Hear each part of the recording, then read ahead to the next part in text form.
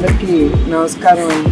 Especially Bhagiratha chemicals Chandrasekhar గారికి మా NTR trust తరఫున ఆయనకి మా ప్రత్యేక ధన్యవాదాలు, కృతజ్ఞతలు కూడా. ఎందుకంటే ఆయన ముందుకొచ్చి ఎన్టీఆర్ ట్రస్ట్ మీద ఆ నమ్మకం పెట్టుకుని ఆయన ఈ అంబులెన్స్ ఆయన తిరుపతి బ్లడ్ బ్యాంక్కి ఆయన డొనేషన్ ఇచ్చారు.